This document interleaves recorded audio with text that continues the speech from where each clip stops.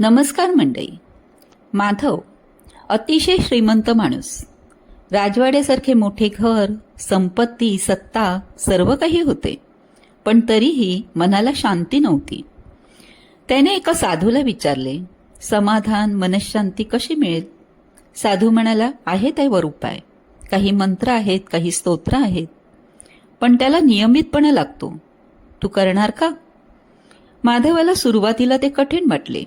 चित्त एकाग्र होईना, जास्त वेळ बसवेना, नियमितपणाचा तर खूपच कंटाळा आला होता.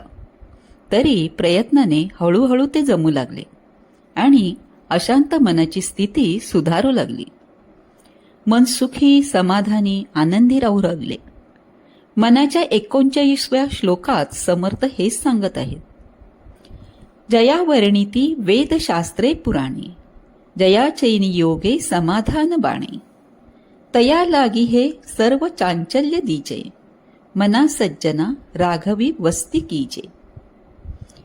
जया वर्णिती वेदशास्त्रे पुराणे, जया चैनी योगे समाधान बाणे. श्री रामचंद्र हे समर्थांचे आराध्य दैवत आहे. श्रीरामांचे ते उपासनाही करतात आणि प्रसारही करतात.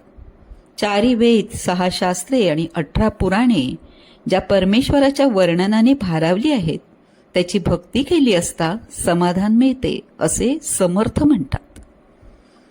रामचंद्र हा परमेश्वराचा अवतार, परब्रह्माचे भक्तांसाठी घेतलेले सगुण रूप. श्रीरामांच्या भक्तीने आपले मन परमेश्वराशी जोडले गेले तरच खरे समाधान मिळते. समाधान म्हणजे अंतःकरणाची प्रसन्नता, स्थिरता, तृप्तता. आज जगात माहिती खूप आहे. पुस्तके, मोबाईल, इंटरनेट यांद्वारे ती आपणास मिळते, पण तरीही माणूस अस्वस्थ असतो. कारण माहितीने ज्ञान मिळते, पण भगवंताच्या नामस्मरणाने शांती मिळते, समाधान मिळते. ग्रंथ सांगतात देव कोण आहे, पण भक्ती सांगते देव कुठे आहे? आपल्या मनात, आपल्या अंतःकरणात. ध्रुवाला राज्य मिळाले, कीर्ती मिळाली, पण त्याला सर्वात मोठा आनंद मिळाला तो देवाच्या दर्शनात.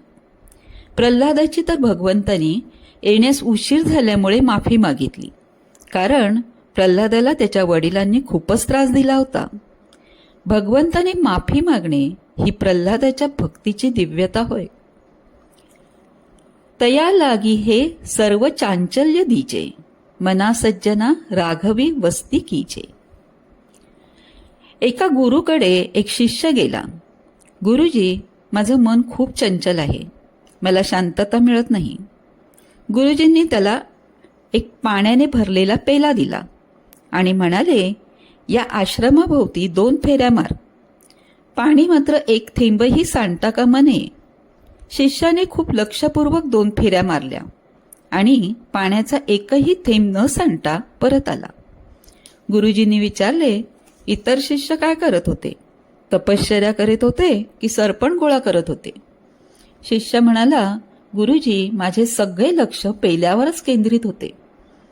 गुरुजी म्हणाले, जसं पेल्यावर लक्ष केंद्रित केलंस, तसंच जर रामावर सगळं लक्ष केंद्रित केलं तर चंचलता आपोआप कमी होते.